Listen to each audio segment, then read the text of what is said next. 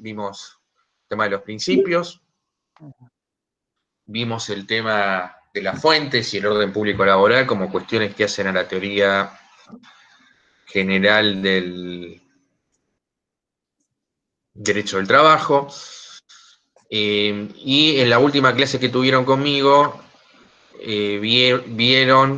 vimos lo que tenía que ver con el tema del contrato de trabajo, la definición del artículo 21, los caracteres del contrato de trabajo, y con Mariano empezaron a ver el lunes pasado lo que tiene que ver con las distintas modalidades del contrato de trabajo. Es decir, bueno, hay un tipo de contrato de trabajo, pero ese contrato de trabajo se puede presentar bajo diferentes modalidades, cuya modalidad más importante obviamente es la del,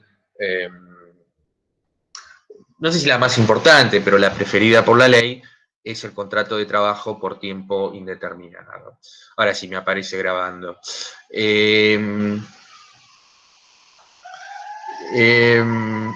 Ahora, si nosotros volvemos un poquito al tema de los caracteres del contrato de trabajo,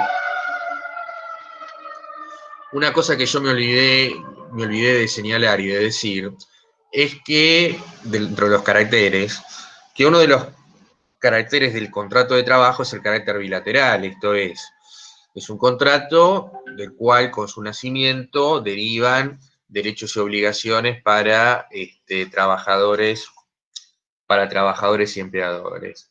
Y justamente eso es lo que nosotros vamos a ver en la clase, digamos, en la clase de hoy y en la clase del jueves que viene. Todo lo que tiene que ver con el tema y los derechos y obligaciones que surgen del contrato, de ese contrato de trabajo. Nace el contrato de trabajo, nacen los derechos y obligaciones, y vamos a ver un poquito ese tema. ¿Dónde nosotros vamos a encontrar en la ley de contrato de trabajo lo que tiene que ver con los derechos y obligaciones de las partes a partir del artículo 62 de la ley de contrato de trabajo? Es decir, yo quiero saber cuáles son los derechos y obligaciones de las partes, me voy al artículo 62 y a partir de allí surgen cuáles son los derechos y deberes de las partes. Y nos vamos a encontrar que esos derechos y deberes de las partes van a estar presididos por un deber genérico, es decir, que está en cabeza de ambas partes, que es el deber de actuar de buena fe y que va a estar plasmado en dos artículos de la Ley de Contrato de Trabajo, que son los artículos 62 y 63 de la Ley de Contrato de Trabajo. Que por supuesto acá no se está inventando nada, la Ley de Contrato de Trabajo no innova en nada con respecto a esto, toda vez que el principio de buena fe en realidad es un principio general del derecho y preside todo lo que tiene que ver con el marco obligacional y por supuesto todo lo que tiene que ver con el tema contratos. Y el contrato de trabajo no se encuentra ajeno a eso y por lo tanto hay una obligación de ambas partes de actuar de conformidad con el principio de la buena fe. Y en tal sentido, el artículo 63 de la Ley de Contrato de Trabajo genera un doble estándar jurídico. ¿En qué consiste? Que las partes deben ajustar sus conductas a las propias de un buen trabajador y de un buen empleador. Es decir, que ese va a ser el estándar genérico al cual las partes deberán ajustar sus conductas, e insisto, es un deber genérico, de ambas partes. Y a lo largo de este contrato de trabajo, de este contrato que se desarrolla en el tiempo, bueno, ambas partes deberán actuar conforme a este principio. Hay un supuesto, a ver, ¿cómo explicarlo esto, no? Hay un supuesto de extinción del contrato de trabajo que se denomina pérdida de confianza, es decir, por ejemplo, ¿no? Para poner un ejemplo práctico de esto. Supónganse que un trabajador trabaja en una tienda y cuando se retira de la tienda resulta que el empleador detecta que ese trabajador se estaba llevando ropa de propiedad de la empresa. Bueno, sin perjuicio de que eso podría ser un delito desde el punto de vista del derecho penal, desde el punto de vista contractual, desde el punto de vista del contrato de trabajo, ese trabajador, de más está decir, que ha violado la regla del artículo 63, toda vez que no ha actuado como un buen trabajador, y se entiende que ese comportamiento contrario al principio de la buena fe implica y configura un supuesto de pérdida de confianza, es decir, ante esa circunstancia el empleador pierde la confianza en ese trabajador y eso es susceptible de posibilitar la extinción, la ruptura del contrato de trabajo por culpa del trabajador, es decir, estaremos en presencia de un despido con causa y ese trabajador quedaría,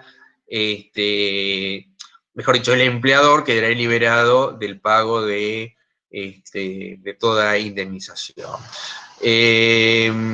Entonces, este es un ejemplo, ¿no? El principio de buena fe y la figura del buen trabajador ajustado a los supuestos de pérdida de confianza, que bueno, son estos comportamientos del trabajador, por ejemplo, incompatibles con este principio de la buena fe. Después hay una infinidad de situaciones, pero puedo plantear alguna, por ejemplo. Supongamos que, según trabajador, bueno, ustedes ya están, aprueban esta materia y aprueban todas las que les faltan, se reciben, ustedes ya están recibidos de abogados, bueno, los va a consultar un trabajador y, bueno, llegan a la conclusión que tienen que mandar una carta documento. Bueno, se esmeran, porque, bueno, tuvieron que tolerar esta clase y nos tuvieron que tolerar a nosotros, así que, bueno, con semejante clases y docentes, bueno, se esmeran, hacen una carta documento que es una maravilla, se queda admirado porque citan la Constitución, tratados internacionales, bueno, una pieza jurídica que asombra al cliente, el trabajador se va, bueno, contento, ¿no? Con su carta documento y nosotros le decimos, bueno, mi amigo, cuando reciba la respuesta, me viene a ver, usted calcule que más o menos entre que usted la manda y la reciben y la contesta, más o menos, calculemos que en 10 días o 15, usted va a tener la respuesta, un poquito menos, y bueno, usted va a estar un poquito menos. Y bueno, y nos volvemos a encontrar cuando tenga la respuesta. Al tiempo, a los 10 días, a los 15 días, vuelve el trabajador con una carta documento bajo el brazo, un telegrama bajo el brazo, y resulta que la carta documento con la que vuelve este trabajador es la misma carta documento que con la que se fue hace 10 días atrás. ¿Qué fue lo que pasó? Esa carta documento, el correo no la pudo entregar al destinatario. Entonces, bueno, ahí se me genera un problema práctico, porque, bueno, está bien, está todo fenómeno, el Tratado Internacional, el 14 bis, etcétera, pero bueno, yo lo tengo a este señor, a mi cliente, con la carta documento que le redacté hace 15 días, y tengo que ver qué es lo que tengo que hacer ahora. Y entonces, una de las directivas que voy a tener que tomar en cuenta es esto que estamos mencionando acá, porque, a ver, por ejemplo, supongamos que ese telegrama viene devuelto por, es decir, yo no sé si ustedes mandaron alguna vez o vieron alguna vez cómo es un tema una carta documento, pero la carta documento cuando viene de vuelta, el empleado de correo dice por qué razón esa carta documento es de vuelta, informa. Es como si tuviese multiple choice, digamos, ¿no? Porque tiene como 5 o 6 opciones y bueno, elige la que corresponde, obviamente. Una de las opciones es cuando el destinatario se rehúsa a recibir la carta documento o telegrama. Entonces, el empleado de correo no es un oficial de justicia, va, manda al domicilio y la persona que tiene que recibir la carta documento se niega a recibirla, el empleado de correo la pone adentro del bolso de su valija y esa carta documento vuelve al remitente. Entonces, informa, se rehusó. ¿Qué quiere decir esto que estoy señalando acá? El destinatario no acepta recibir la carta documento.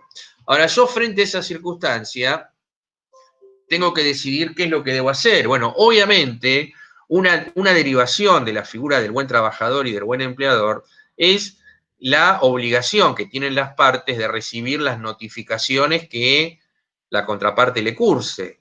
De manera tal que acá en este caso puntual el empleador no se ha comportado conforme al principio de la buena fe, no se ha comportado conforme un buen empleador, porque, insisto, un buen empleador tiene que recibir todas las notificaciones e intimaciones que le mande su trabajador, y por lo tanto yo lo debo tener como que está notificado y bueno, mandaré la carta de documento próxima. Si lo intimé y no cumplió, bueno, haré efectivo el apercibimiento o lo que fuese.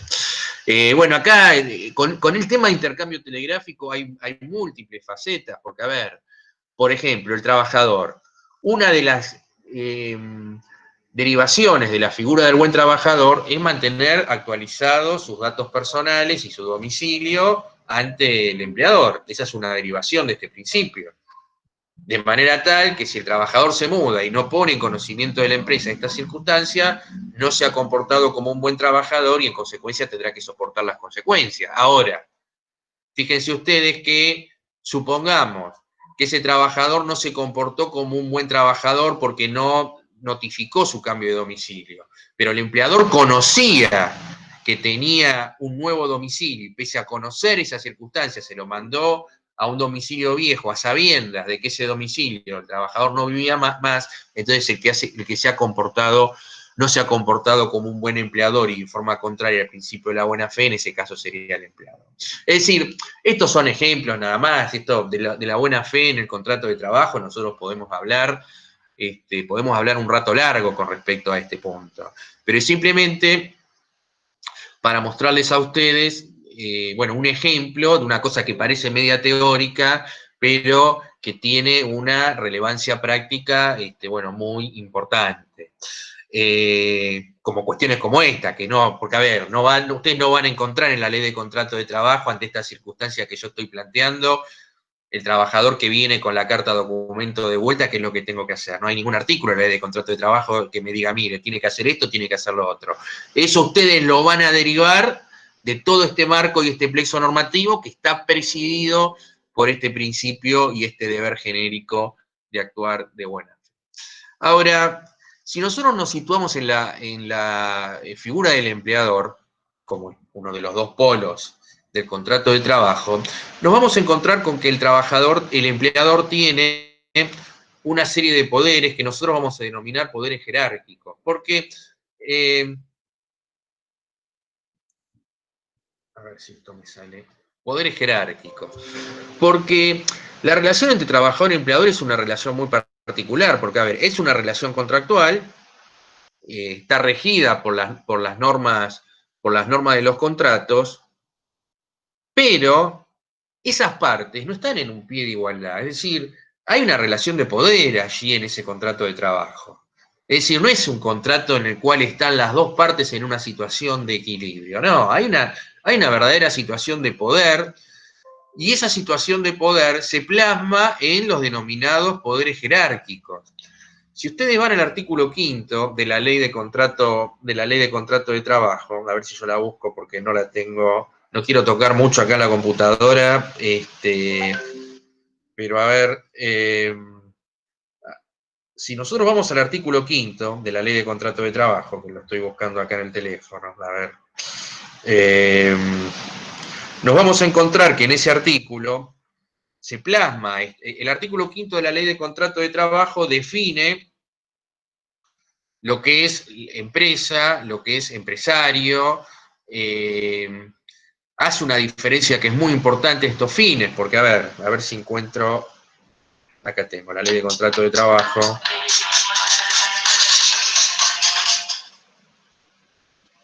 Perdón. Si nosotros vamos a la ley de contrato de trabajo, al artículo 5, el artículo 5 dice que a los fines de esta ley, lo leo el artículo, lo estoy leyendo, a los fines de esta ley se entiende como empresa la organización instrumental de medios personales, materiales e inmateriales ordenados bajo una dirección para el logro de fines económicos o benéficos. A los mismos fines se llama empresario a quien dirige la empresa por sí o por medio de otras personas y con el cual se relacionan jerárquicamente los trabajadores, cualquiera sea la participación que las leyes asignen a en la gestión y dirección de la empresa. Entonces, fíjense que en este artículo 5 de la Ley de Contrato de Trabajo tiene dos partes. En la primera parte define el concepto de empresa, lo hace de una manera muy particular, hay que decirlo, porque la empresa es definida como la organización de medios instrumentales, materiales e inmateriales, o sea, la empresa definida como organización, pero una organización muy particular porque es una organización, a ver, si yo a ustedes les pregunto qué entienden por empresa, la empresa es un concepto que está íntimamente vinculado con el concepto de fin de lucro. Es evidente esto. Sin embargo, si ustedes van al artículo 5 de la Ley de Contrato de Trabajo, se van a encontrar con que la empresa es definida como una organización de cualquiera sea los fines, es decir, puede haber para la Ley de Contrato de Trabajo, por más que tenga fines benéficos o no tenga fin de lucro de esa organización, desde el punto de vista de la Ley de Contrato de Trabajo se considera como una empresa y, por supuesto, va a tener el mismo tratamiento y la aplicación de toda la normativa en materia de derecho del trabajo. Y diferencia la Ley de Contrato de Trabajo, la organización, de aquel que la dirige.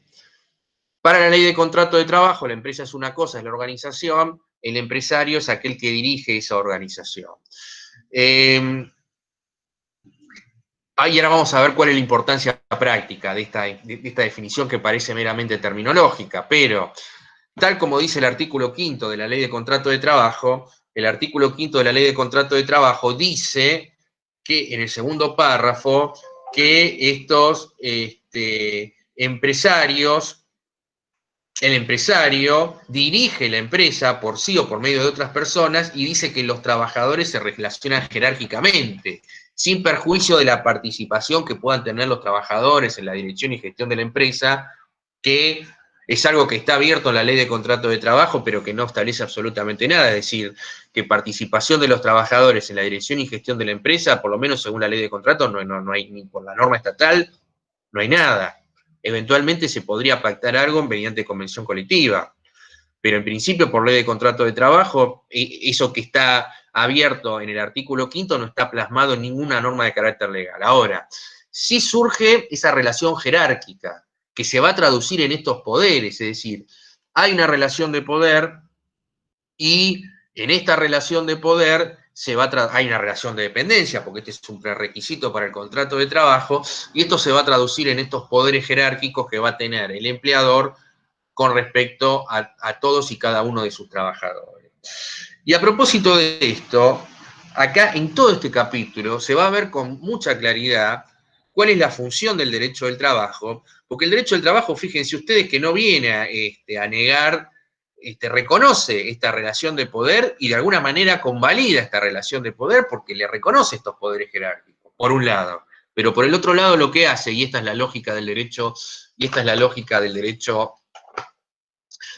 del trabajo, por otro lado lo que hace es limitarlo. Es decir, porque en definitiva esta es toda la lógica de la Ley de Contrato de Trabajo si ustedes la analizan. Reconoce, en este caso, los poderes jerárquicos, ahora vamos a ver en qué consisten estos poderes jerárquicos, por un lado, y por el otro lado le establece, bueno, está bien, pero no es que usted, empleador, pueda hacer lo que quiere. Estos poderes los tiene que ejercer con sujeción a ciertos principios y a ciertos, digamos, a ciertos límites. Entonces, reconocimiento por un lado, legitimación de esos poderes por un lado, limitación por el otro. El primer poder que nos vamos a encontrar como poder jerárquico es el denominado poder de dirección, que están previstos en los artículos 64 y 65 de la Ley de Contrato de Trabajo. En realidad, si ustedes van al artículo 64 y al artículo 65 de la Ley de Contrato de Trabajo, se van a encontrar que puntualmente en el artículo 64 se habla de toda la empresa, artículo 64 de la Ley de Contrato de Trabajo. Si ustedes se fijan, dice el artículo 64 que el empleador tiene facultades suficientes para organizar económica y técnicamente la empresa, explotación o establecimiento. Bueno, es decir, en este caso, cuando hablamos del poder de dirección, hablamos del poder de organización que tiene el empresario sobre toda esa empresa. Ahora, el artículo 65, es decir, el artículo que sigue, se habla en rigor de ese poder de dirección, ya no con respecto a toda la organización, sino puntualmente con todos y cada uno de los trabajadores, porque si nosotros vamos al artículo 65 de la Ley de Contrato de Trabajo, entonces acá dice el artículo 65, lo leo, que las facultades de dirección que asisten al empleador deberán ejercitarse con carácter funcional, atendiendo a los fines de la empresa, a las exigencias de la producción, sin perjuicio de la preservación y mejora de los derechos personales y patrimoniales del trabajador. Es decir, que en rigor vamos por partes con respecto a este poder de dirección. En rigor, este artículo 65 no lo define el poder de dirección. Dice cómo debe ser ejercitado ese poder y va de suyo, y está claro que se refiere ya no a la organización de a la dirección de toda la empresa, sino se refiere a el poder de dirección con respecto a cada uno de los contratos de trabajo. Y ese poder de dirección, que no está definido por la ley, pero que debe ser entendido como ese poder del empleador, de dar directivas, de dar instrucciones, de dar órdenes, ese es el poder de dirección que ese empleador ejerce en el marco del contrato de trabajo con todos y con cada uno de los trabajadores. Acá vuelve a aparecer ese artículo que ustedes vieron con Vicky, el artículo 27 de la Ley de Contrato de Trabajo, cuando hablamos de socio empleado, ¿no? Es decir, cuando ahí aparece esa expresión en ese artículo 27, a los fines de definir que ese supuesto socio se considera trabajador cuando dice, bueno, si está sujeto a directivas o instrucciones que se le dieran o pudieran impartírsele, bueno, es eso el poder de dirección. Y eso es además lo que trasunta la existencia de la relación de dependencia desde el punto de vista jurídico. Fíjense ustedes cómo podemos ir relacionando todas las cuestiones que nosotros hemos venido viendo a lo largo, digamos, a lo largo de esta cursada. Entonces, este es el poder de dirección. Ahora, ¿ese poder de dar órdenes, de dar directivas, es ilimitado? No, desde ya que no. ¿Cuáles son los límites que tiene? Bueno, obviamente tiene los límites del orden público laboral, desde ya, y lo dice el artículo 65 de la Ley de Contrato de Trabajo, debe ejercitarse con carácter funcional. ¿Qué quiere decir con carácter funcional? Que debe evitarse el uso arbitrario, el ejercicio irrazonable de este poder de dirección. Debe atender a los fines de la organización, que no necesariamente van a coincidir con el fin puntual de lucro que pueda tener el empresario. Esta es la razón por la cual, o sea, si ustedes analizan, pues si no parece una cosa, yo no imagino, esto me ha pasado a mí, le tiene que haber pasado a todos que leyeron la primera vez este artículo, vieron este artículo, lo pasamos de largo el artículo este, porque a ver, ¿qué me cambia que se llame empresa, empresario? Es decir, pareciera ser que es una cosa toda teórica que no tiene aplicación práctica. Pero en rigor el legislador hace esa diferenciación a los fines de todo este capítulo, porque el ejercicio de todos los poderes jerárquicos va a ser legítimo en la medida que atienda la finalidad de la organización, que puede coincidir o no con la finalidad que tenga aquel que dirige esa organización. Entonces, en la medida que se cumpla con las finalidades de esta organización, el ejercicio va a ser válido, por supuesto, si se cumple con el resto de los requisitos, de ya, ¿no? No se puede afectar las normas, no se puede afectar el orden público laboral, hay que respetar el convenio colectivo, las tareas del trabajador deben realizarse en el marco de lo que es la categoría de ese trabajador.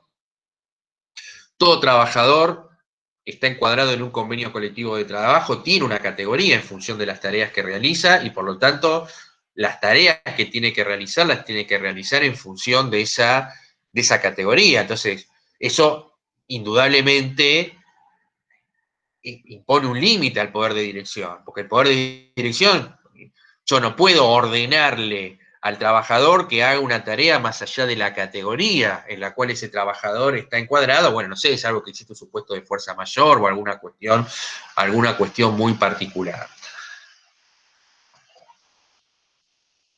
Debe respetar el principio de indemnidad. Fíjense que acá también se vuelven a relacionar se vuelven a relacionar todos los conceptos, ¿no? Porque fíjense ustedes que dice el artículo 65 infine, sin perjuicio de la preservación y mejora de los derechos personales y patrimoniales del trabajador. ¿Qué quiso decir el legislador con esto? Bueno, usted puede ejercer este poder de dirección, pero debe cumplir y debe respetar el principio, digamos, el principio de indemnidad.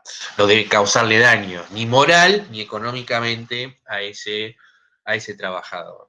De más está decir que este poder de dirección el empleador lo ejerce día a día, minuto a minuto, ¿no? Porque este es el corazón del contrato, del desenvolvimiento del contrato de trabajo, ¿no? Ese poder empresarial dirigiendo la prestación de su trabajador, que, insisto, se ejerce día a día, minuto a minuto, durante el desarrollo de la jornada de trabajo.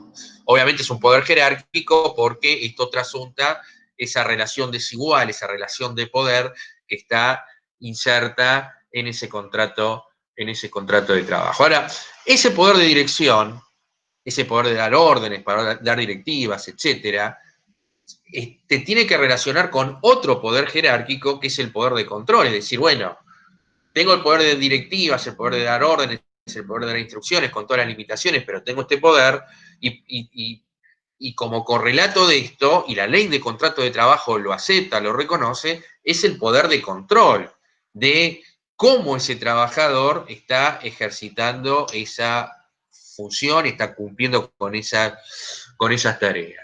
Y en la ley de contrato de trabajo nos vamos a encontrar, la verdad que la regulación en la ley de contrato de trabajo, yo diría que me parece bastante insuficiente, tiene 3 artículos, 70, 71 y 72, establece algunas limitaciones bastante modestas. Este es un tema que honestamente se da para, no sé, para un cuatrimestre para ver todo esto, ¿no? Por las, digamos, las proyecciones que tiene este poder de control a propósito, por ejemplo, de todas las herramientas tecnológicas que cuenta el empleado. Esto lo vemos a diario, es decir, cuando nosotros hacemos un reclamo, porque, bueno, tenemos un problema con, no sé, proveedor de internet. Voy a poner un ejemplo hipotético. Supónganse que tienen un problema con el proveedor de internet en esta situación, ¿no? De esta pandemia, bueno, llaman por teléfono al número que les da la compañía para hacer el reclamo. Bueno, después que van a pasar, marcan 1, marcan 2, marcan 3, y empiezan a ir recorriendo por todo por varios lugares, finalmente consiguen que alguien físico, una persona física, los atienda. Antes que los atienda, va a haber un mensaje seguramente que ustedes van a escuchar, que dice, bueno, para una mejor atención, con una voz, una señorita con voz de locutora, va a decir, para una mejor atención, esta conversación podrá ser grabada. Obviamente que esa conversación es grabada y es evidente que esa grabación el empleador está ejerciendo un control para ver esa trabajadora que me atiende a mí como consumidor, cómo cumple sus funciones, digamos, ¿no? Entonces ahí tenemos un ejercicio evidente de ese poder de control. Las cámaras que pueden estar que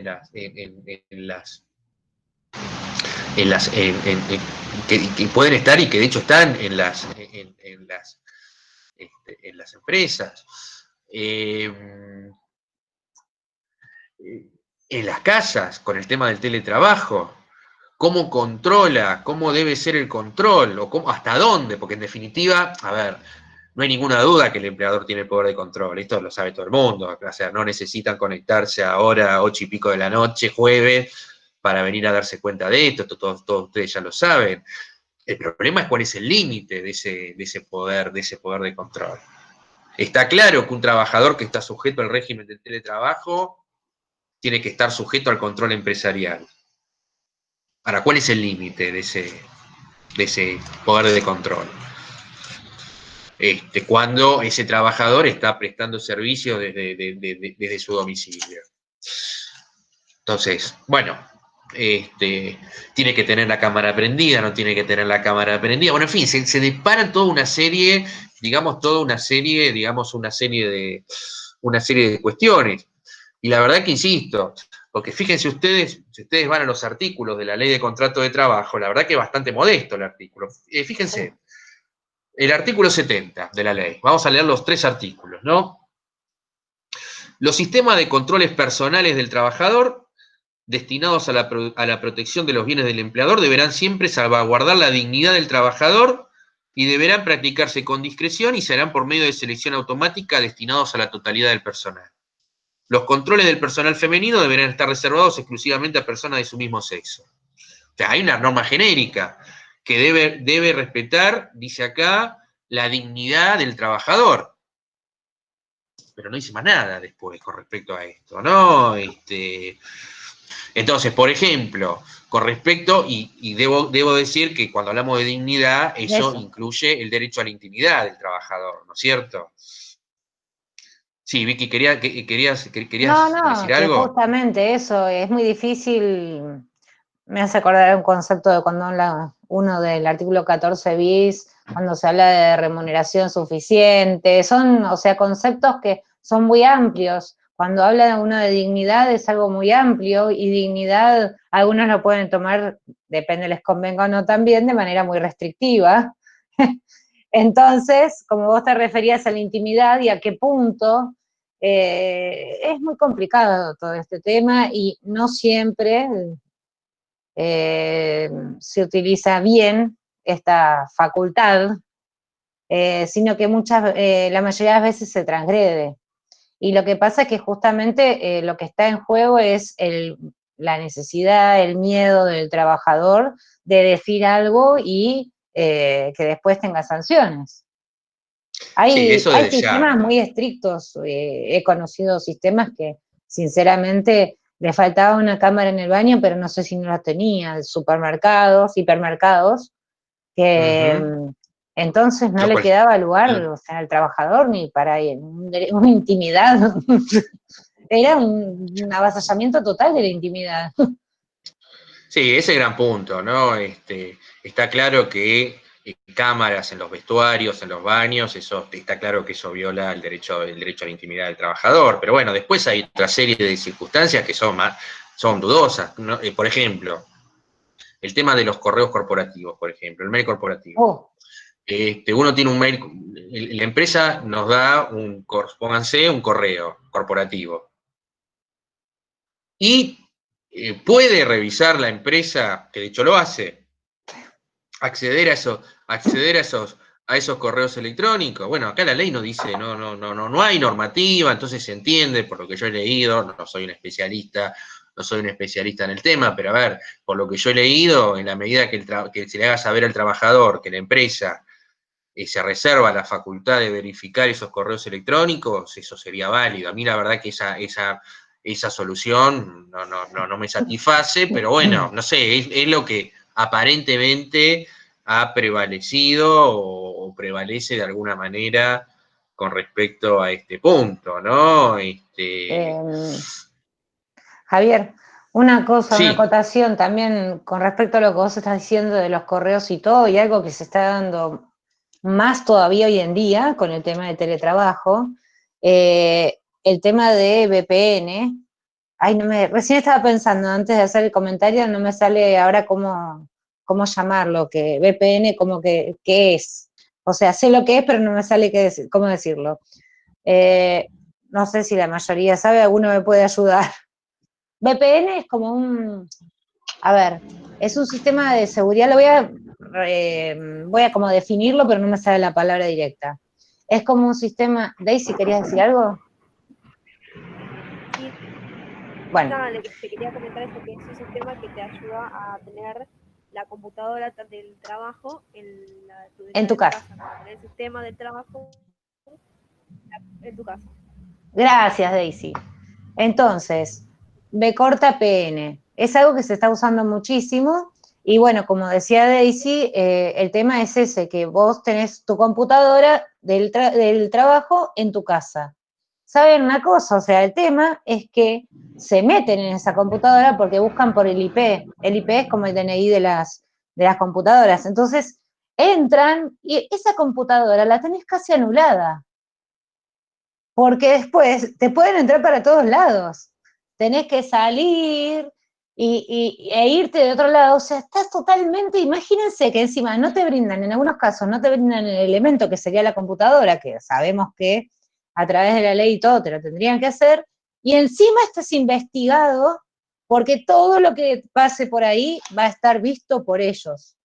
Y se analiza, como dice Javier, no es que solamente se dice, no, bueno, no, se puede llegar a ver los correos. Hoy en día se está viendo el tiempo que está cada uno conectado, que no, y todo eso porque se está, ahí Claudia está diciendo, está firmando también, es porque están controlando. Creo que cada vez más se está perdiendo Sí, la claro. intimidad y el todo. O sea, antes, por ejemplo, estaba la hora de almuerzo. Ahora, ¿qué hora de almuerzo? Si te llaman o te llaman, te controlan si tuviste más, menos. Pero bueno, eso. Esa VPN de Sí, ahora, además, decime.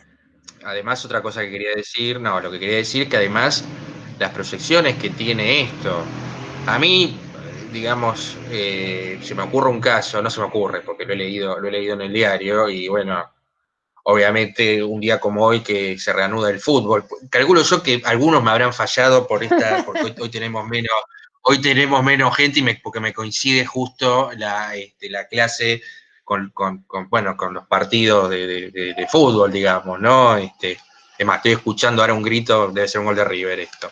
Vamos todavía. Eh, entonces, bueno, con este tema del fútbol, eh, y estaba pensando en un tema que se da en el Club Boca Juniors, donde hay un jugador de fútbol, un jugador de plantel profesional que tiene una causa penal por una denuncia de violencia de género por agresiones contra su mujer, y digamos el club decidió sancionarlo y no permitirle jugar hasta tanto se dilucide su situación judicial. Y a mí me parece que este es un tema, me parece que es un tema muy interesante esto, ¿no? Porque, bueno, eh, este inconducta o supuesta inconducta de este señor, de este futbolista, no se da en el ámbito, no se da en el Laboral. ámbito de la empresa, no es que se agarró las piñas jugando un partido, ni con un rival, ni desarrollando un entrenamiento, sino en el ámbito de su hogar, no en el ámbito laboral. Entonces, uno se puede plantear, o sea, lo planteo nada más porque seguramente si es un tema que da para discutir y probablemente hasta no nos vamos a poner de acuerdo seguramente sobre esto, pero bueno, es un tema que es interesante porque, bueno, aclaro que el tema de esto que nosotros lo señalamos, ¿no? Es decir, los futbolistas profesionales, por más que, bueno, que ganen fortunas, tengan un régimen muy particular, son trabajadores para la ley laboral argentina. Así que están dentro de la órbita del derecho al trabajo con su estatuto especial, ¿no es cierto? Sí. Entonces, bueno, honestamente, o también si queremos sacar de este tema de violencia de género, también el caso de un jugador que había sido, también de la primera de Boca, que había sido sancionado, porque bueno, este muchacho se ha ido de copas a la noche, chocó el auto, se agarró las piñas, bueno, y lo habían sancionado. Entonces, ¿hasta dónde llega ese control, ese poder empresarial sobre, digamos, las personas? Pero además si salimos de la órbita tan particular de los futbolistas, pero bueno, también en la órbita de las empresas, ¿no? Es decir, bueno, si yo me agarro las piñas y me emborracho el fin de semana, ¿tiene un poder de control la empresa sobre esa actividad que yo hago los fines de semana? Parecería ser que no, digamos. Ahora, y si yo soy el gerente general o el gerente de jurídico de esa compañía y resulta que salgo en todos los diarios, salgo en Crónica TV, que estaba borracho, sin camisa y agarrándome a las piñas y salgo por... Y dice, gerente de jurídicos de la empresa multinacional tal, agarrándose a las piñas, decir, ¿tiene algún poder la empresa sobre eso? Y bueno, no, es un tema, la verdad que es un tema que es apasionante, es muy interesante, pero Sí. bueno, no, y tiene obviamente múltiples proyecciones. Si nosotros seguimos analizando, porque nosotros vimos uno de los artículos, el 70, cuando habla de la dignidad del trabajador, que debe ser preservada, insisto, debe incluirse el derecho a la privacidad, el derecho a la intimidad. En el artículo siguiente, que es en el artículo 71, dice, lo leo textual, dice que los controles referidos en el artículo anterior, así como los relativos a la actividad del trabajador, deberán ser conocidos por este. Entonces, Muy segundo bueno. requisito que pone el artículo 71 es el conocimiento que tiene que tener el trabajador de esos sistemas de control. Bueno, esto viene a propósito de lo que estábamos mencionando recién, por ejemplo, con el tema de los correos electrónicos, el tema de las grabaciones de las conversaciones, etcétera. Pero no deja de ser una circunstancia formal esto, ¿no? Una mera puesta en conocimiento. Y el artículo 72 dice que la autoridad de aplicación está facultada, es decir, el Ministerio de Trabajo está facultada para verificar que los sistemas de control empleados por la empresa no afecten en forma manifiesta y discriminada, dice acá, la dignidad del trabajador. Sí, bueno, hay una facultad genérica de control, valga la redundancia, de la autoridad administrativa sobre el ejercicio de estos poderes de control y nada más, no dice más nada, no hay más nada en la ley de contrato de trabajo. Y yo dudo mucho que esto esté desarrollado a nivel convenios colectivos. Entonces, bueno, la verdad que este es uno de los temas, realmente es uno de los temas más importantes, y bueno, y esto hacen a los poderes jerárquicos, está obviamente vinculado con el poder de dirección que tiene el empleador. Ahora bien, si ese empleador tiene un poder de dirección, ese poder de dar órdenes, el poder de dar directivas, el poder de organizar la empresa, tiene un poder de control, íntimamente vinculado con estos dos tópicos, es el denominado poder disciplinario. Es decir, el poder que tiene el empleador de sancionar a ese trabajador. Y esto está demostrando, y obviamente se trata de un poder jerárquico, porque lo tiene el empleador por sobre el trabajador. Es decir, bueno, si el empleador incumple sus obligaciones, el trabajador tiene herramientas, pero lo que no puede hacer es sancionarlo, digamos. Bueno, la ley de contrato de trabajo reconoce un poder disciplinario, digamos, y ahí tienen plasmados los artículos de la ley de contrato de trabajo que regulan el ejercicio de este poder disciplinario. ¿Cuáles son los requisitos para el ejercicio de este poder disciplinario? Desde el punto de vista formal, se exige que la sanción que eventualmente se coloque, se imponga a ese trabajador, debe ser notificada por escrito, la sanción y la causa de la sanción. La ley no habla de notificación por medio fehaciente, es decir, no exige la notificación por carta documento, basta con que exista una notificación por escrito, es decir, que si la empresa hace lo que se llama un parte, en el cual determina que el trabajador hizo tal o cual cosa y la sanción va a ser tal, y tiene un lugar para que el trabajador firme y para notificarse, eso es perfectamente válido porque, insisto, la ley exige la notificación por escrito y no la remisión de una carta documento o telegrama. Es decir, no exige la notificación por medio fehaciente, pero bueno, obviamente desde ya que si el trabajador se niega a firmar esa comunicación, el empleador no le va a quedar otra alternativa que mandarle un telegrama o carta documento. Lo que pasa es que, perdón Javier, lo que pasa es que también en el tema de escrito o no escrito, también hay que ver en cuanto a lo que son las escalas de sanciones que establece la ley de contrato de trabajo, que solamente se pueden establecer las sanciones justo que dice la ley de contrato de trabajo, que seguramente la vas a nombrar más adelante, porque si hablamos acerca de lo que es llamado de atención, como las más leves, llamado de atención, apercibimiento, pueden ser verbales también. Por eso es que también quizás no dice forma escrita, sí o sí, porque en esos casos A ver, podría ser verbal. Lo que pasa es que sí, lo que mucho no pasa, tiene. sí, en rigor, o sea, eh, en la medida que eso se haga en forma verbal, porque a ver, avanzaría yo señalando lo siguiente, para no generarles, para no generarles una confusión, digamos, ¿no? Es decir, es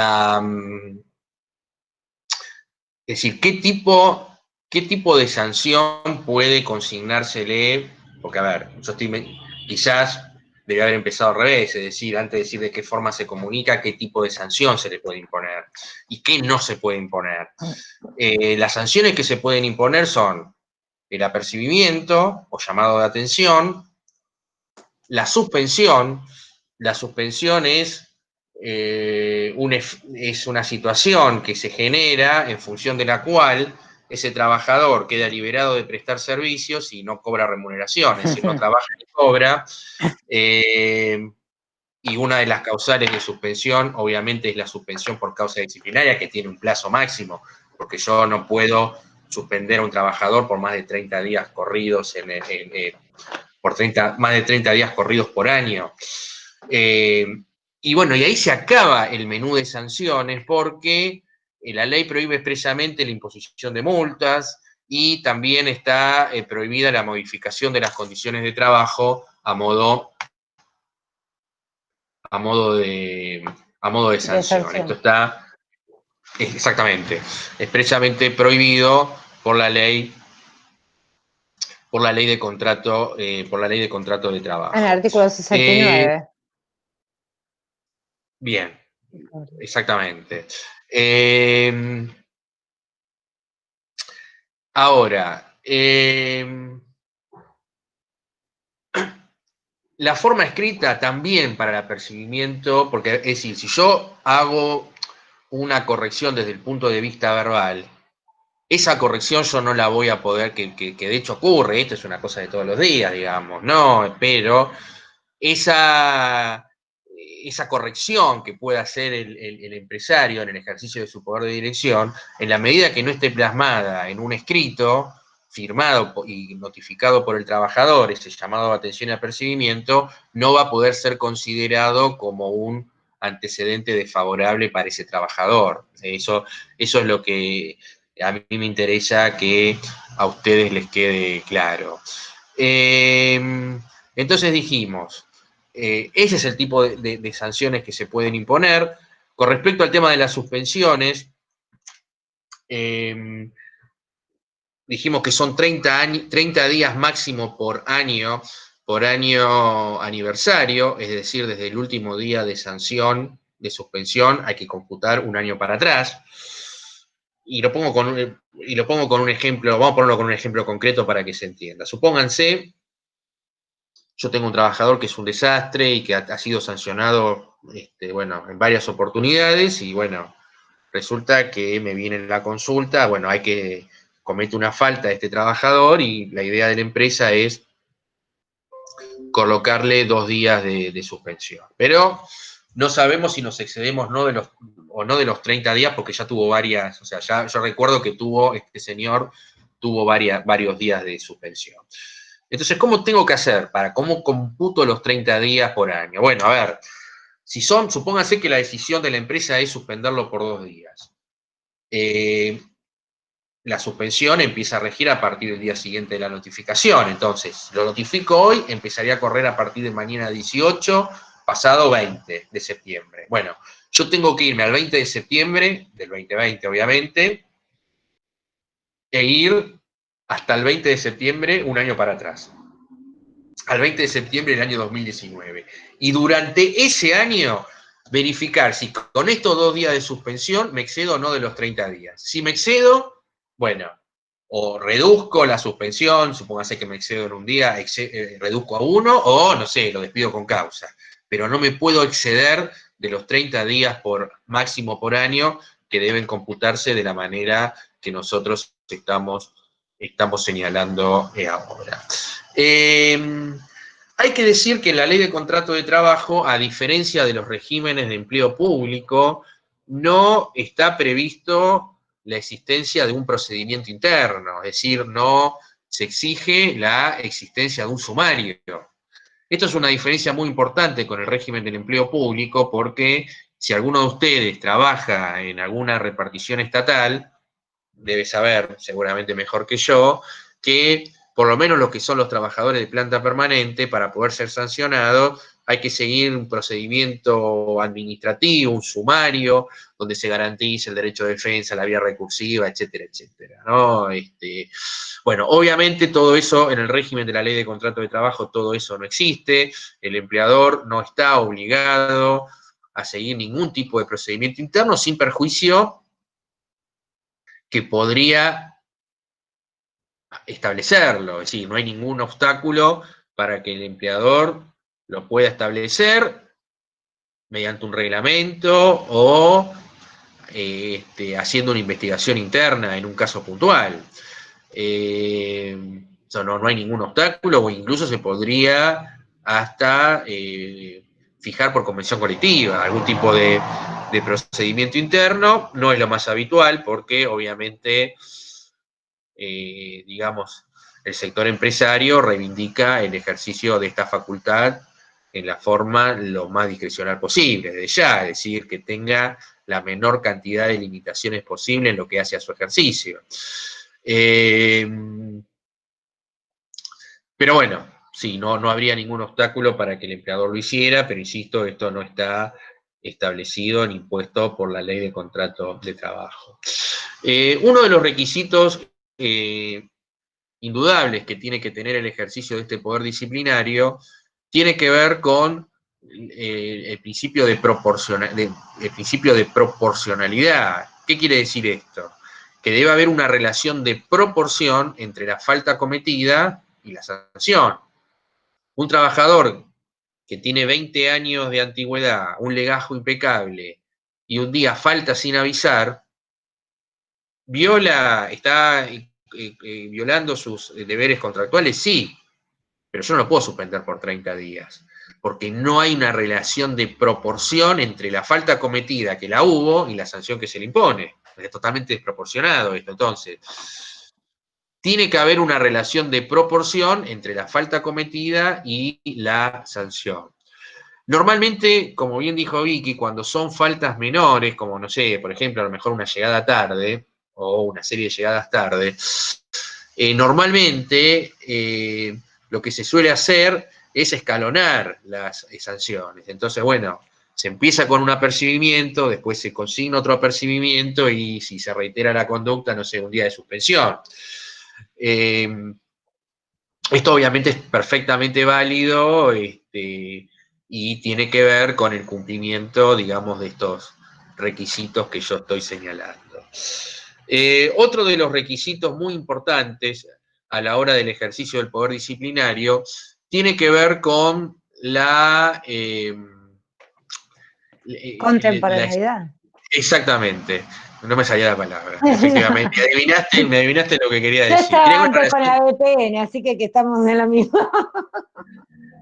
Tiene que haber una relación de contemporaneidad entre la falta cometida y la sanción.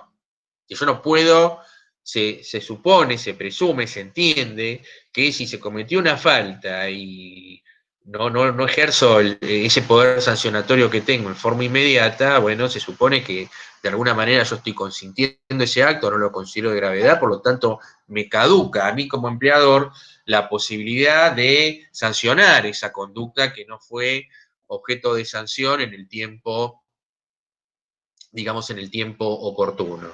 Entonces, esto, contemporaneidad. Tiene que haber, sí. Ahí está preguntando Mónica relación de que, y me perdía, no entendí, a ver, ¿vos sí? Sí, creo que no se escuchó, no se entendió, sí, que creo que lo que ella preguntaba, yo estoy interpretando, a ver si que no se entendió relación de contemporaneidad. Exactamente, okay. Ahí está, exactamente. Bien, bien. Y hay veces que, perdón, o sea, si tenemos una sanción, un hecho el cual amerita una sanción, es lógico que se aplique. Yo iba a decir antes, te iba a decir el tema del momento oportuno, que es muy de derecho, ¿no? Que lo usamos mucho. Sí, claro. Porque después, a ver, una llegada tarde, no puedo dentro de un mes, o poder puedo, pero no sería contemporáneo, por una llegada tarde, si yo lo quiero apercibir, dentro de 2 meses, decir que lo apercibo por esa llegada tarde, porque no guardaría relación. Ahí está la palabra relación, quizás que decía Mónica. Sí, No sí, tendría esa contemporaneidad, o yo decir, bueno, exactamente. el año pasado rompió, este trabajador rompió, no sé, el inodoro del baño de la empresa, y entonces, ahora se me ocurre que lo voy a suspender porque en su momento se me pasó, entonces lo voy a hacer ahora. No, tiene que haber una contemporaneidad, o sea, una cierta relación en el tiempo. No tiene que haber tanto transcurso de tiempo entre una cosa Vos y sabés otra. que, vos sabés que una vez me pasó, yo siempre la cuento A ver, dale. esta anécdota, ¿no? Se me Porque, a ocurrió el ver, inodoro. los consorcios, no puntualmente con ese punto, pero digamos, ustedes saben que los consorcios es una fuente inagotable de situaciones Ay, jurídicas sí. curiosas, Uf. por decirlo de alguna manera. Y hace unos años me habían venido a consultar unas señoras integrantes de del consejo de administración, porque, bueno, obviamente tenían problemas con quién, con el encargado del edificio. Bueno, entonces se sentaron a contarme, bueno, cuál era el problema que las aquejaba, y bueno, empezaron a contar si fuese cierto todo esto, que a mí obviamente no me consta, pero bueno, las tropelías que supuestamente este señor había hecho, porque no había dejado una sin hacer, ¿no? Es decir, se había querido, había parecido borracho, no había parecido borracho, se había robado, se quedaba con la plata, o se quedó con plata de las expensas, un día le faltó respeto a no sé quién, el otro, o sea, era una cosa, yo estaba anonadado, ¿no? De todo lo que estaba escuchando, hasta que finalmente, después de hacerme todo ese relato de todo este señor, dije, bueno, a ver, ¿por qué no me muestran las sanciones que le pusieron? Ah, no, me dice, no le pusimos ninguna. ¿Cómo que no? Ah, Es decir, bueno, o sea que esa conversación de media hora, porque había durado media hora todo ese relato, la verdad que me sirvió a los fines de poder dedicarle 2 minutos a esta clase, y no me sirvió para nada más, porque de lo jurídico no me sirvió para nada todo eso. En todo caso, lo que a mí me servía era el último acto desencadenante, que fue eso. por el cual me vinieron a ver. Pero todo lo anterior, que no fue objeto de sanción, bueno, eso no, era una cuestión anecdótica que pintaba la personalidad de este señor, pero que desde el punto de vista jurídico no tenía ningún tipo de relevancia, porque no me servía absolutamente, digamos, absolutamente para nada, ¿no? Entonces, bueno, esto es la importancia, digamos, de cumplir con este requisito. Otro requisito muy importante, nosotros lo hemos tomado prestado, por decirlo de alguna manera, del derecho penal. Es el principio que se llama, ustedes conocen del derecho penal, que se llama el non bis in idem, es decir, que no se puede sancionar 2 veces, en este caso al trabajador, por la misma falta.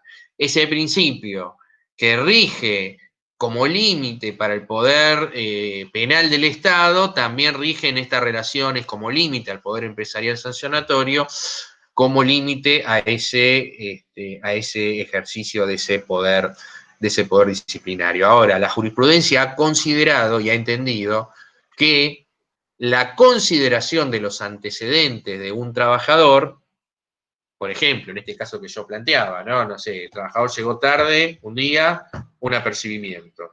Volvió a llegar tarde otro día, otro apercibimiento. Vuelve a llegar tarde, un día de suspensión, teniendo en cuenta que fue las 2 situaciones anteriores objeto de sanción. Bueno, esa consideración de los antecedentes a la hora de graduar la sanción, la jurisprudencia ha considerado que no viola el non bis in idem. Entiendo yo que es como ocurre también en el derecho penal, pero bueno, ahí yo ya me estoy metiendo en un terreno que no es justamente en el cual me sienta cómodo, ¿no? Yo tampoco. Me siento Conmigo cómodo no cuenten. no por el derecho en sí, ni por mi falta de conocimiento, claramente, ¿no?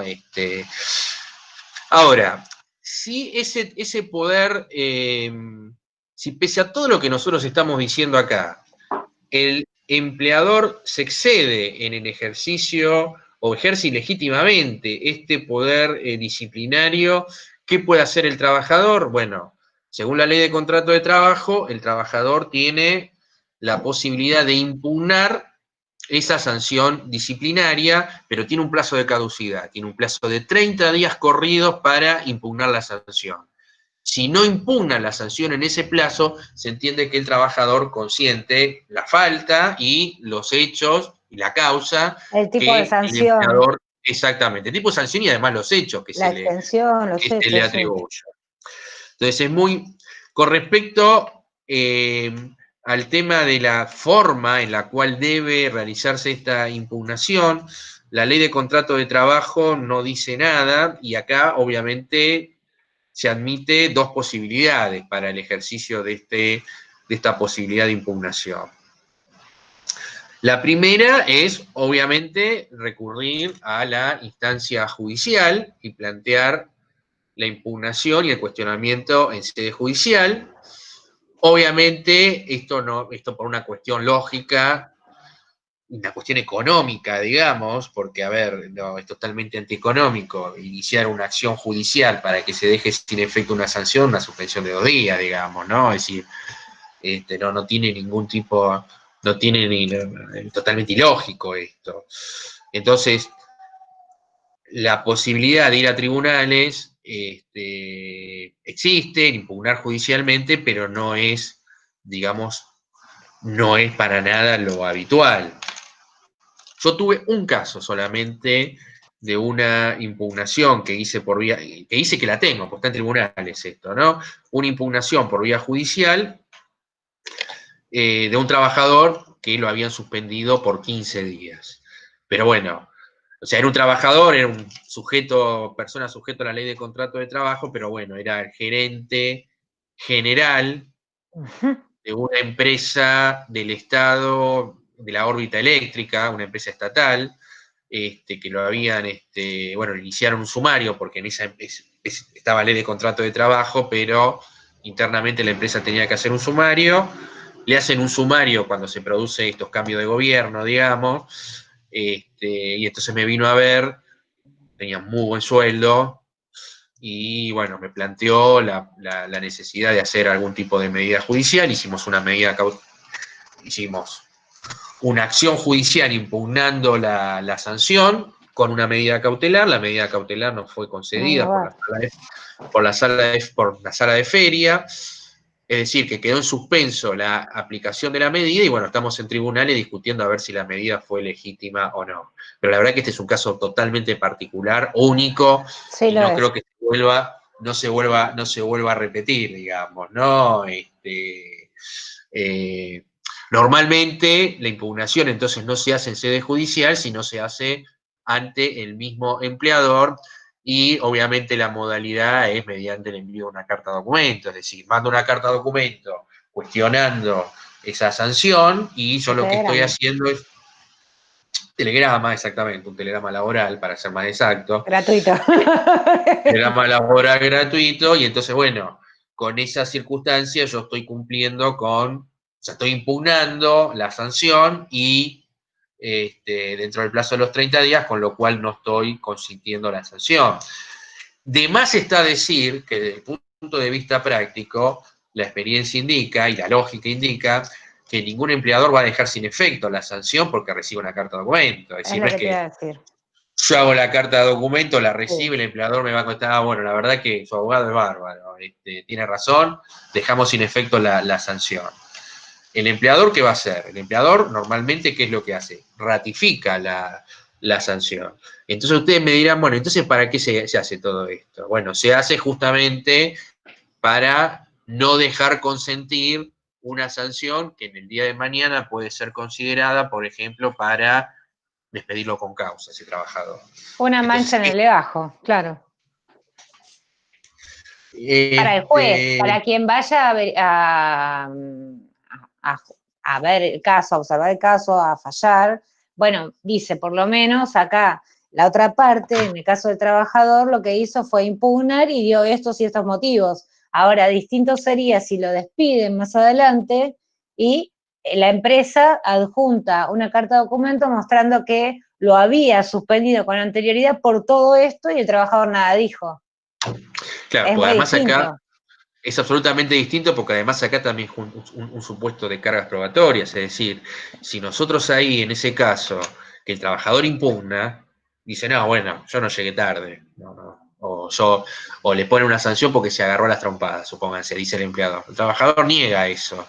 No, nunca me agarré a las trompadas con fulano, estaba a los besos y a los abrazos, todo lo contrario. Bueno, en ese caso, el trabajador impugna. Si el día de mañana el trabajador lo despiden y le consideran ese antecedente a la hora de despido con causa, el empleador va a tener que acreditar, pues es un hecho controvertido, es el empleador que va a tener que acreditar que ocurrió eso. Por el contrario, si el trabajador no le impugna la sanción, entonces se considera que ese hecho es cierto y que la sanción fue legítima.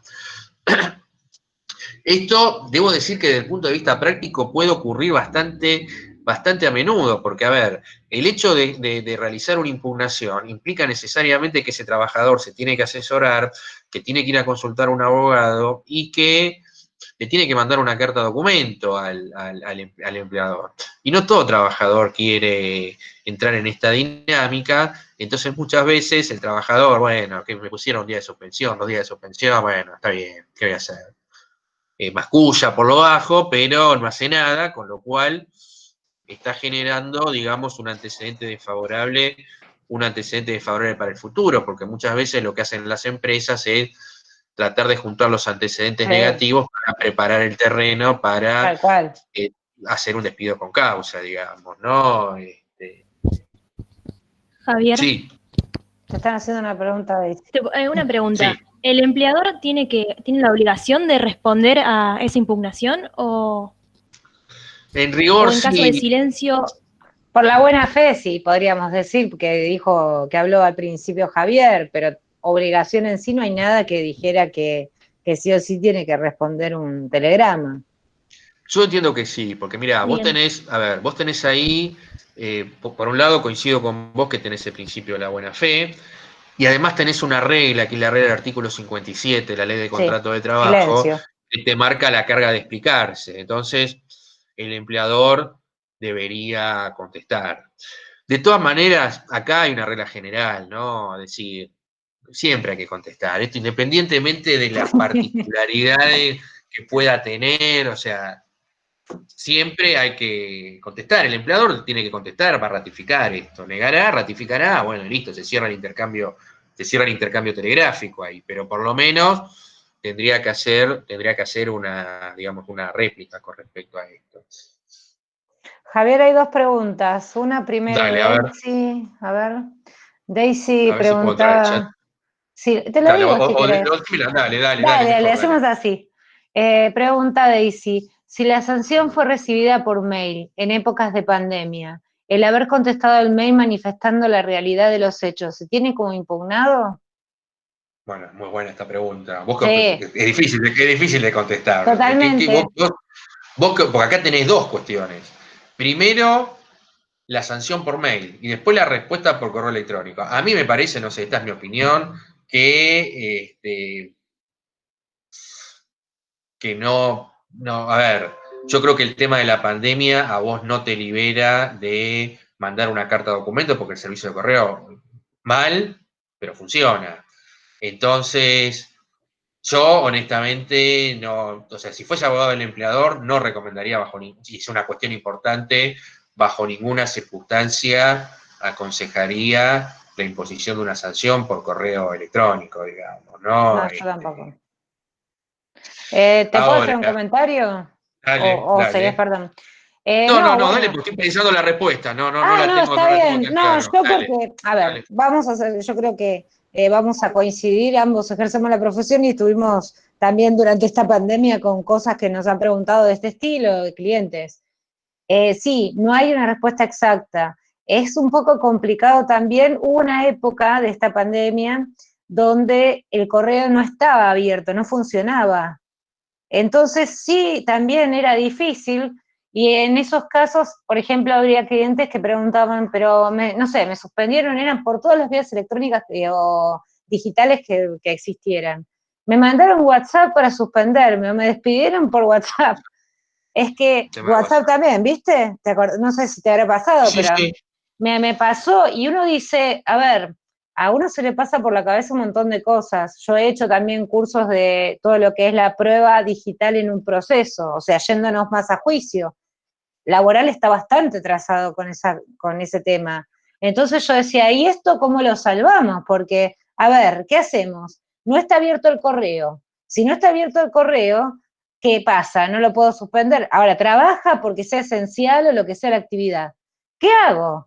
¿Cómo lo suspendo? ¿Es válido o no es válido? Tampoco lo voy a dejar que porque me pusieron una sanción. Ahora, si no le contesto, entonces queda también como que lo estoy consintiendo.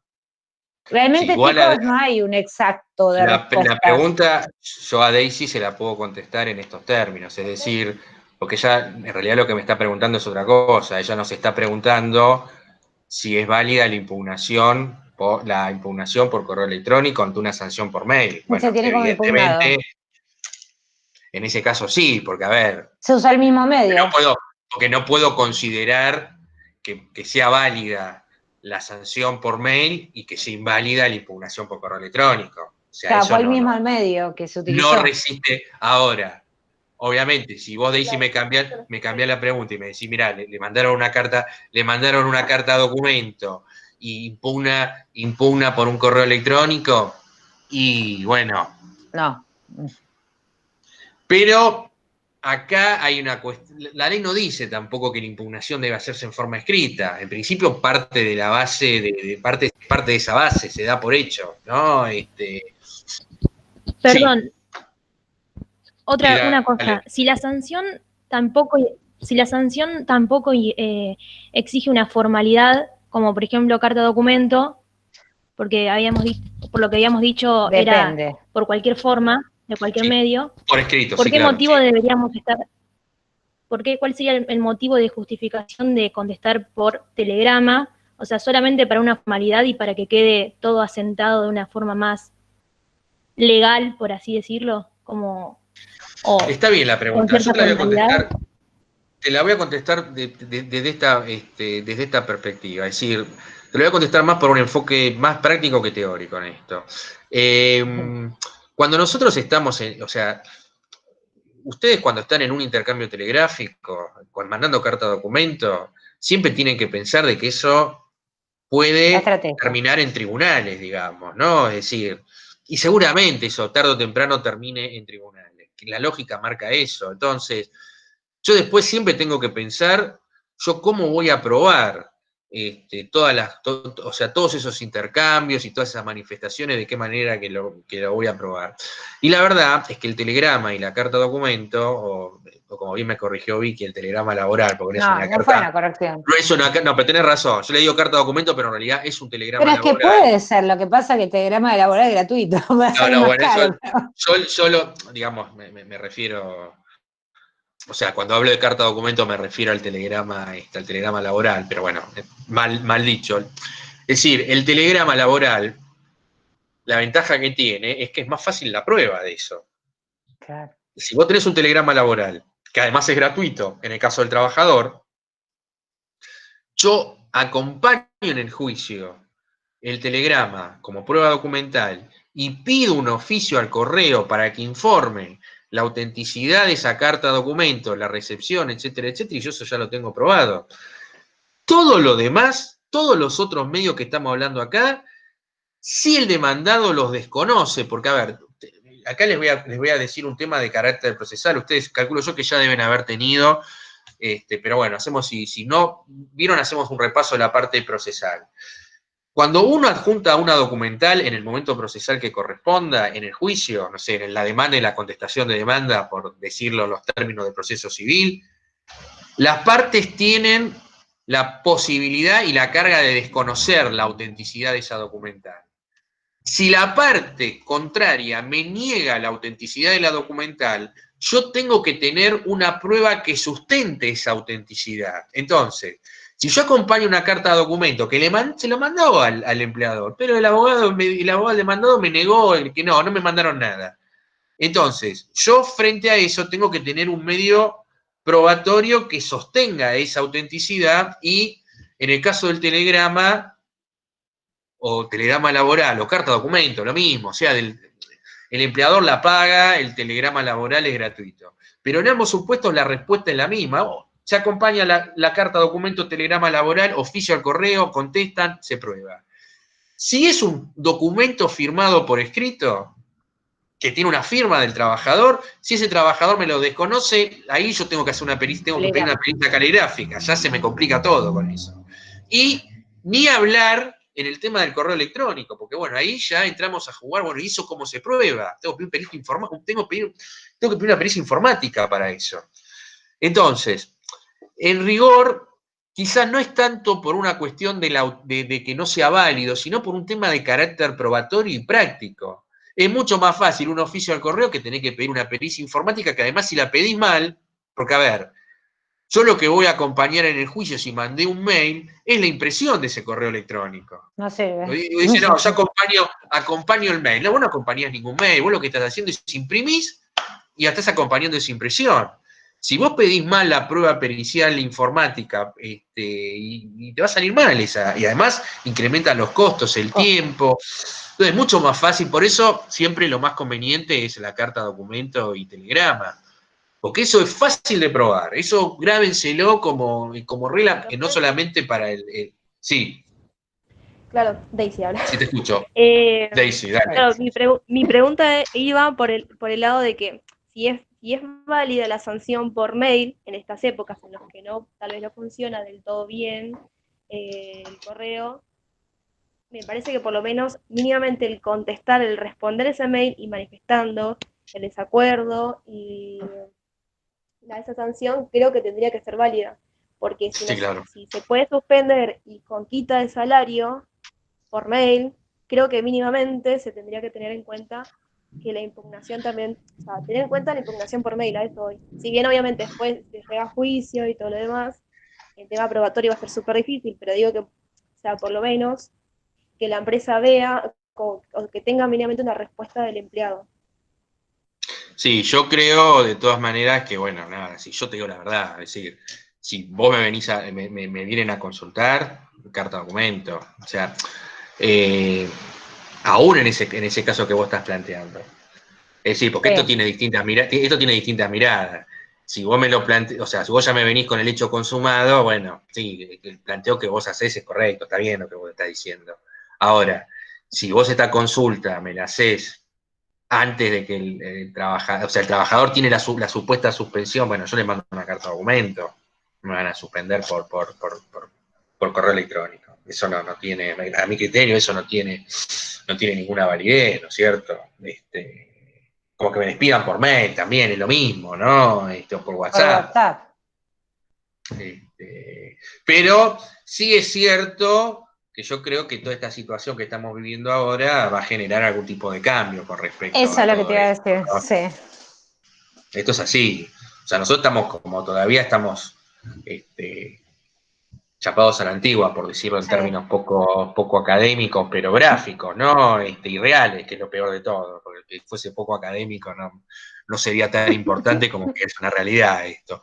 Entonces, nosotros estamos pensando en la carta de documento, en los testigos, y yo honestamente soy reacio a cualquier otro tipo de prueba que no, por una cuestión práctica, no lo veo práctico esto, ¿viste? Ni los WhatsApp, pero bueno, hoy por hoy, cada vez con los WhatsApp, cada vez la comunicación es más fluida, por decirlo de alguna manera, ¿no? Entonces, para suerte de los peritos, de los que se dedican a ser peritos informáticos, digamos, pero bueno, a mí no me termina de convencer eso.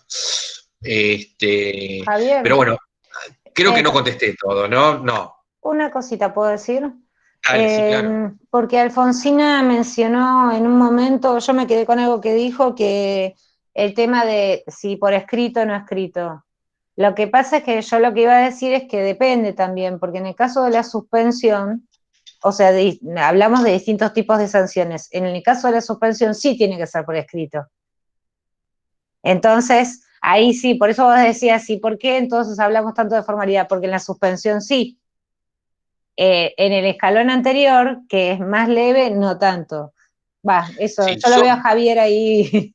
no, es que vos lo que vos decís es, o sea, vos tenés razón vos tenés razón en un punto, es decir, cuando la ley te habla de forma escrita se refiere a las suspensiones, no dice, vos tenés razón en esto, es decir, No, el yo apercibimiento sin entiendo, ser escrito no tiene valor, ya sé, o sea. yo entiendo que por analogía, digamos, esas sanciones previas para que sean válidas tienen que hacerse por escrito, pero Sí, sí, lo que vos coincido. decís es cierto en el sentido que no dice en la ley de contrato, si vos me decís, bueno, tráeme el artículo de la ley de contrato de trabajo que dice que el apercibimiento debe ser por escrito, bueno, nada, perdí la discusión, porque la ley se refiere a las suspensiones que deben ser notificadas por escrito en el 218 de la ley de contrato de trabajo, ¿no? Entonces, bueno, No, pero igual iba yo solo por el tema de la suspensión. Lo otro dejamos la discusión. Porque ya sé, o sea, vamos a la práctica, como vos decís, que a mí también me gusta hacerlo porque es el día a día nuestro ahora y después de los chicos. Lo cierto es que la palabra se la lleva el viento, así que llamada de atención y todo eso, verbal, sí, mucho no tiene. un tema importante es, por ejemplo, que se me ocurre ahora, es qué pasa si el trabajador, o sea, supónganse, cuando firma el parte, firma y dice, o sea, firma, se notifica y pone abajo en disconformidad. Y no hace más nada, y pasa el plazo de los 30 días. Esa expresión en disconformidad constituye una impugnación o no. Bueno, es una gran duda esto, ¿no? Está claro que el trabajador está expresando que no está de acuerdo, pero ese no estar de acuerdo es equivalente a una impugnación. Pero bueno, ahí se podría resolver sobre la base del principio, no sé, el indubio properario, si ustedes quieren, ¿no? Pero bueno, es una situación ahí dudosa. Yo creo que teníamos Te voy a decir otra pregunta de ahí Mónica. está. Sí, porque acá a Mónica la dejamos Sí, yo le puse que la leí, que ahora le contestábamos para que no creyera que quedó ahí. Y después bueno, pone, es un contestale, comentario. contestale vos, Vicky, a ver Esperá que a estoy Mónica. leyendo porque ahora puso otra más. Es un comentario de cómo me han ayudado a manejarme, un aporte personal. Se responde negando el hecho, el empleador vuelve a responder hasta que las dos partes dice terminamos diálogo telegráfico, intercambio telegráfico. Se responde negando el hecho, o sea, es un comentario, Mónica. Ah, habilitaste el micrófono. Cuando estaba mencionando sobre la prueba del telegrama, o sea, que uno no, cuando uno no, si uno responde es porque asiente, entonces siempre hay que negar. O sea, a mí siempre me dijeron, vos negá que te quedaste dormido en el trabajo. Vos negá, y así. Más En que principio, negar, sí. sí, más Sí, que en negar, principio hay que. sí. Esto es lo que tiene esto, que nos pisamos. No hablo, me No, callo. habla Dale, Vicky. vos, dale, dale. Dale. No, lo que iba a decir era que no es solo negar. Yo primero diría que, en primer lugar, contestar siempre, siempre, como decía Javier. A todo contestar, no dejar sin contestar. Después, negar, también hay que tener cuidado. Hay veces que hay abogados que niegan hasta cómo se llaman, más o menos. Y eso también no tiene no está muy bueno. O sea, como la otra parte, leyendo eso, viendo que niegan cualquier cosa, no tiene mucho sentido. Hay que ver también cómo ese caso que se plantea, ¿no? Para negar o impugnar, porque como decíamos antes, y se va a ver en otros artículos, en los artículos de la ley de contrato de trabajo, uno puede a veces impugnar, a ver, no sé, me pusieron una sanción, una suspensión por 10 días, que no guarda relación para nada, no es proporcional entre la falta y la sanción. A lo sumo me tendrían que haber puesto 2 días. Entonces, ahí, por ejemplo, yo podría impugnar diciendo que no corresponde, porque impugno la extensión de la suspensión. No es tan así porque estoy admitiendo el hecho, pero bueno, no lo haría. De última diría que no. pero es un caso que nombra la ley. El tipo también podría impugnar, no, miren, a mí no me corresponde, se lo digo así, no lo voy a escribir de esa manera en un telegrama, ¿no? Pero Sí, a mí no. Sí, lo que nosotros tenemos que pensar cuando hablamos del ejercicio del poder disciplinario es, tenemos que estar pensando siempre en que muchas veces todas esas manifestaciones están pensadas en una instancia judicial. Porque, a ver, por supuesto que las empresas depende de cada empresa, pero a ver, cuando una empresa empieza a sancionar a un trabajador y lo percibe porque llegó tarde un día y lo perciben y empiezan con esas sanciones, es evidente que lo que están haciendo es preparando el terreno para el despido. Entonces, si yo dejo pasar todas esas circunstancias y yo no las impugno, bueno, a vos te habrá pasado, a mí me ha pasado que he tenido un muchacho que trabajaba era el mozo en un emprendimiento gastronómico y aparentemente era medio faltador este chico, ¿no? Y bueno, que yo entiendo, en un emprendimiento gastronómico te falta, el mozo no era como un cocinero, te falta un cocinero y se te complica todo, ¿no? Y bueno, y en un lugar chico además, no es que era un... Ahora, ¿qué fue lo que fue pasando? Lo apercibieron, después lo apercibieron, lo suspendieron por un día, lo volvieron a suspender por un día, hasta que al final le mandaron una carta de documento y le dijeron, bueno, pasa esto de vuelta, lo despedimos con causa, supuestamente se volvió a ocurrir esta situación y lo despidieron con causa. Ahí es cuando me viene a ver. Claro, me viene a ver y me relata toda esta circunstancia y nosotros ni siquiera teníamos las copias de las notificaciones porque no le habían mandado carta de documento, le habían hecho firmar un parte, entonces no le habían dado copia y yo no tenía ni las copias, que por supuesto me las llevaron todas a la audiencia de Seclo con todo el pilón de sanciones, ¿no? Ahora, de repente él me decía, no, pero el día tal que a mí me sancionaron, es verdad, yo llegué tarde, pero resulta que ese día había habido, no sé, un paro de trenes, me dice, y bueno, amigo, pero vos esto me lo tendrías que haber traído antes. Yo lo que puedo discutir es la última, esta última, pero todo lo que pasó antes, bueno, si vos faltaste porque avisaste, porque fuiste al médico, porque te sentías mal, bueno, ya está esto. Porque a vos te caducó la posibilidad de poder ejercitar esa sanción. Entonces acá un poco hay que pensarlo, digamos, en estos términos. El tema de la respuesta de las cartas de documentos, sí, obviamente eso es una regla que hay que contestar siempre. Ahora, nosotros pensemos siempre en función de los principios que nosotros estamos viendo y de las reglas que nosotros tenemos acá. El empleador tiene en el artículo 57 de la Ley de Contrato de Trabajo una carga de explicarse. El trabajador, en principio, por una cuestión de derivación del principio de la buena fe, también tiene que contestar en forma inmediata cuando tiene alguna intimación. Ahora, supongamos que lo despidieron con causa, supuestamente con causa ese trabajador. Y el trabajador no dice nada, no contesta, o no contesta en forma inmediata a esto. Bueno, eso no lo va a afectar en forma negativa. ¿Por qué razón? Y porque ese es un derecho, o sea, el derecho a reclamar una indemnización es un derecho que es irrenunciable. Pero no es que estoy recomendando, no, le mandan un telegrama de un despido con causa y no contestarlo. La regla general es que contestarlo. Pero bueno, tengamos presente que, digamos, el trabajador, en función de ese principio de irrenunciabilidad, de repente tiene algunas posibilidades mayores que las que puede tener un empleador siempre una vez que el contrato de trabajo está terminado, ¿no? Porque si a vos te están intimando para que vuelvas a trabajar y no contestás, sí, bueno, sonamos con eso, ¿no?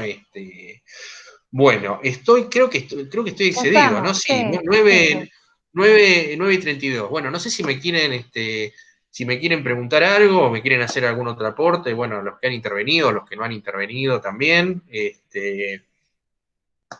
Si no, nos vamos a ver a Boquita, que también está jugando, empieza a jugar ahora a Boca. ¿A quién? Porque no coincidimos, Vicky. Bueno. Yo pensé que eras de River, mira. No soy de Boca. Todo lo contrario. Ay, bueno, chicos, vamos a dar entonces por terminada la clase. La clase, bueno, cuando la tenga grabada, mejor dicho, cuando la tenga procesada, la subo como hacemos habitualmente. Y el lunes tenemos clase. Y el lunes tenemos clase normalmente. No, el lunes tenemos hacemos la clase normalmente voluntaria. El que no se quiere El que no se quiere conectar, no hay ningún problema, la clase la grabamos, y bueno, la subimos, pero... ¿Qué pasa el 21? Efecto cuarentena. Porque el 21 es el día, es el No, día, no. es el día del estudiante, por eso Sí, y es sí. asueto. Pero Bueno, hoy es el día del profesor también. No, pero mentira. así que No, bueno. no, me Pero bueno, perdí en la vida. Acabo de ver que era 21. Pero es voluntaria la conexión, la conexión el día lunes, como la de todos los días, pues no estamos tomando lista tampoco. Así que bueno, les deseo que tengan un buen fin de semana y bueno, nos estamos viendo el lunes que viene. Muchísimas gracias. Buen fin de a todos. Feliz día para los dos, buen fin de... Bueno, muchas gracias. Muchas gracias. Feliz Chao, buenas día, noches. profe. Buenas noches, Chao. gracias, Chao, nos gracias. vemos, Buenas noches. gracias. Gracias. Una pregunta. Yo no anoté Sí. la fecha del Sí, parcial, del primer parcial. No la tengo, o no la dio, no sé. A ver, espera.